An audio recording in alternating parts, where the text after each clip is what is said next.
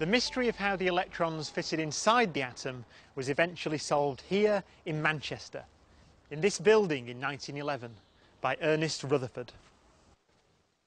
Rutherford was, in my opinion, one of the first proper particle physicists because he used beams of particles as projectiles to explore the structure of matter.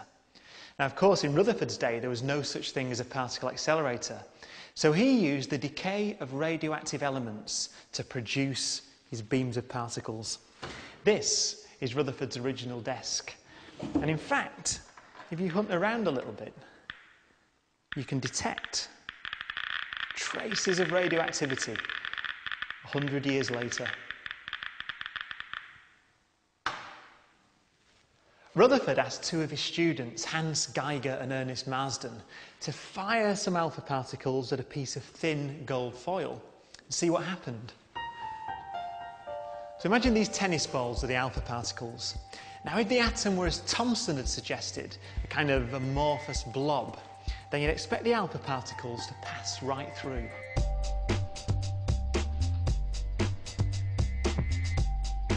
And that's indeed what happened to most of them. But to their surprise, they found that around 1 in 8,000 bounced right back. After 2 years of puzzling over the meaning of these results, Rutherford realised that in order for the alpha particles to bounce back, they must hit something small and dense.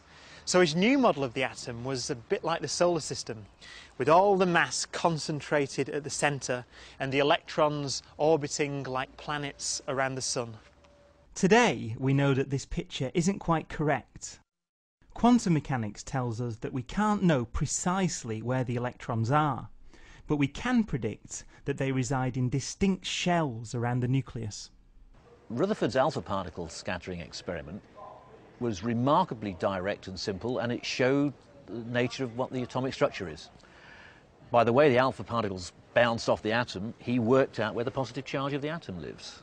Rutherford had come to the astonishing conclusion that most of the atom, and therefore most of what we think of as ordinary matter, is in fact empty space.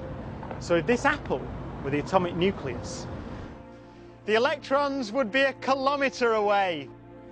After discovering the nucleus, Rutherford continued doing experiments, firing particles at different targets to delve into the structure of the nucleus itself. By 1932, Rutherford and his colleague James Chadwick had found that the nucleus is made of two kinds of particles, positively charged protons and electrically neutral neutrons. The discovery in these experiments of neutrons, uncharged atoms of mass 1, has proved of great significance and importance, and has given us a much clearer understanding of the actual structure of nuclei.